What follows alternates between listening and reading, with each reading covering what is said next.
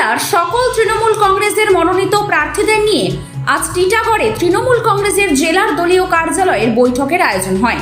উক্ত বৈঠকে উপস্থিত ছিলেন ব্যারাকপুরের সাংসদ তথা ব্যারাকপুর দমদম জেলা তৃণমূল কংগ্রেসের সভাপতি পার্থ ভৌমিক, চন্দ্রিমা ভট্টাচার্য, ব্রাত্য বসু, রাজ চক্রবর্তী, সুবোধ অধিকারী, সায়ন্তিকা বন্দ্যোপাধ্যায় সহ সকল তৃণমূল কংগ্রেসের মনোনীত প্রার্থীরা।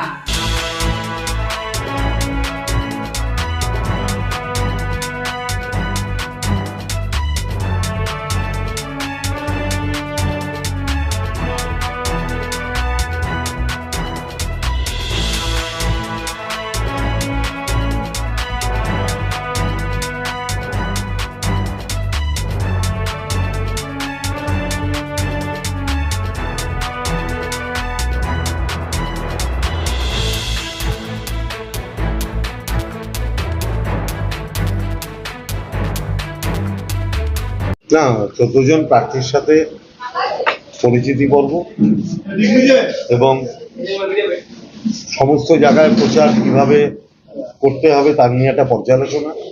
14টা বিধানসভাতেই আলাদা আলাদা কর্মী সভা করতে বলা হলো এবং পাঁচিল লেখার কাজে অলরেডি সবাই নেমে গেছে, সেটাকে ত্বরান্বিত করার জন্য করতে বলা হলো এবং একটা টাইম শিডিউল আমরা বেঁধে দিলাম, কবের মধ্যে পাঁচিল লিখতে হবে, কবের মধ্যে কর্মী সভা কমপ্লিট করতে হবে এবং যাতে সমস্ত স্তরের মানুষ তারা সবাই আমরা ঐক্যবদ্ধভাবে নির্বাচনটা করতে পারি তার জন্য যা যা গাইডলাইন থাকার সেটা আমরা আলোচনা করি। পারিবারিক প্রচারের উপর পারিবারিক প্রচারের উপর বরাবরেরই আমাদের জোর থাকে, কারণ 365 দিন তৃণমূল কংগ্রেসই একমাত্র মানুষের সাথে যোগাযোগ।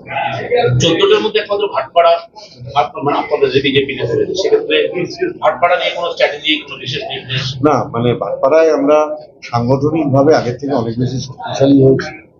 ভাটপাড়ায় আমরা একটা ইয়ং ছেলেকে ক্যান্ডিডেট করেছি, অমিত গুপ্তা, যে হিন্দি প্রকোষ্ঠেরও সভাপতি, এবং ভাটপাড়ায় আমি নিজে 27 তারিখ থেকে পাড়ায় পাড়ায় বসছি।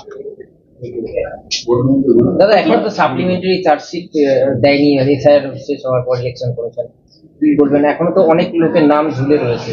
না, এটা নিয়ে গতকালই আমি, চন্দ্রিমা ভট্টাচার্য এবং মহুয়া মৈত্র আমরা নির্বাচন কমিশনে গেছিলাম। আমাদের যা বক্তব্য আমরা বলে এসেছি, ওরা প্রত্যেক শুক্রবার তালিকা বার করবে বলেছে। আমরা একটু দেখে নিই, তারপরে দরকারে আবার নির্বাচন কমিশনে যাব, আর না হলে মহামান্য সুপ্রিম কোর্টের দরজা আমাদের জন্য খোলা আছে। আমডাঙ্গায় একটা বিক্ষোভের ঘটনা ঘটছে, টায়ার জ্বালিয়ে আজকে দুপুরেও হয়েছে বিক্ষোভ দেখা না, মানুষের কারোর মধ্যে যদি ক্ষোভ থাকে সে তার ক্ষোভের বহিঃপ্রকাশ করতেই পারে। তাদের আমি দেখেছি আজকে, তারা তাদের সাথে কথা বলবে।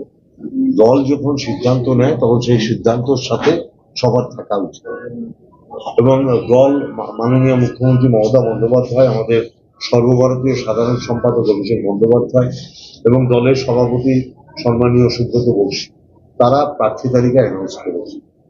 তাতে কারোর ক্ষোভ হতে পারে, বিক্ষোভ হতে পারে, এটা তো 294টাকে যে কোনো মানুষ অ্যাসপিরেন্ট হতে পারে, স্বাভাবিক দুঃখ তার এটা হয়তো বহিঃপ্রকাশ হয়েছে। কিন্তু আমি দিনের শেষে মনে করি প্রত্যেকেই তৃণমূল কংগ্রেসের মন থেকে ভালোবাসেন, তার জন্যই তারা মমতা ব্যানার্জির সাথে 98 সাল থেকে দল করছেন। তাদের শুভবুদ্ধির উদয় হবে, তারা নিশ্চিতভাবে বুঝবেন যে মমতা ব্যানার্জি কেন সিদ্ধান্ত নিয়েছে। অর্থাৎ এবারের ভোটে অনেক বেশি পোলারাইজেশনের গন্ধ পাওয়া যাচ্ছে, হিন্দু মুসলিম অনেক বেশি। আমার মনে হয় বাংলার মাটিতে এসব হয় না, বাংলার মাটিতে এসবের কোনো প্রভাব নেই। আপনারা কি নিয়ে নামছেন? উন্নয়ন? আমরা মমতা ব্যানার্জির ডেভেলপমেন্ট, এতগুলো মানুষ জনহিতকর প্রকল্প এবং সর্বোপরি বিজেপির বিভেদের যে রাজনীতি, বাংলার মাটি যে সংস্কৃতির কথা বলে, বহিরাগত বিজেপির গুজরাটের সংস্কৃতি যে তার পরিপন্থী, এটা মানুষ বোঝে, সেই কথাটাই আরো বেশি করে মানুষের কাছে বলি। বাঙালি, বাংলা অস্মিতা 100 বার বাংলায় বসবাসকারী সমস্ত মানুষের নিজস্ব একটা ঐতিহ্য আছে, তারা তাদের ঐতিহ্য, পরম্পরা, সংস্কৃতি নিশ্চিতভাবে বজায় রাখবে, এটা বিশ্বাস করি। শোনা যাচ্ছে বিজেপির প্রার্থী তালিকায় নোয়াপাড়া থেকে প্রাক্তন সাংসদ অর্জুন সিং দাঁড়াতে পারেন, কোনো মন্তব্য?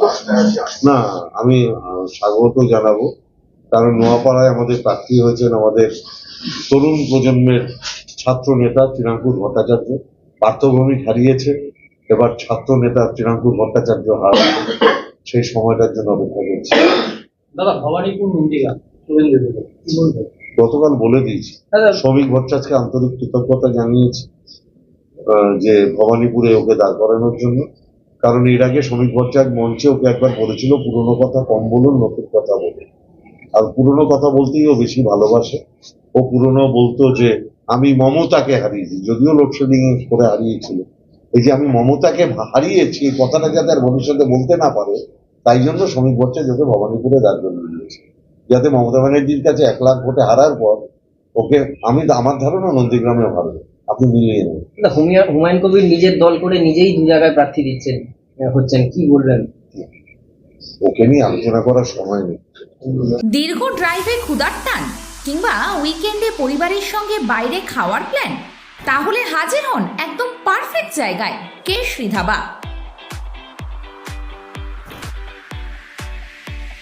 এখানকার মেনুতে আছে সুস্বাদু ইন্ডিয়ান কারিজ আর ঝাল মশলাদার চাইনিজ ডেলিসিয়াস। সব পরিবেশন হয় ফ্রেশ ও হাইজেনিক ভাবে। খাবারের পাশাপাশি রয়েছে প্রশস্ত জায়গা, ফ্যামিলি ফ্রেন্ডলি পরিবেশ আর দ্রুত সার্ভিস, যাতে প্রতিটি মুহূর্ত হয় আনন্দময়। কারণ কেশরী ধাবা মানেই টেস্ট আর কোয়ালিটিতে no compromise. Keshari Dhaba, Rajendrapur, Kalyani expressway, Mahmudpur, West Bengal 743166।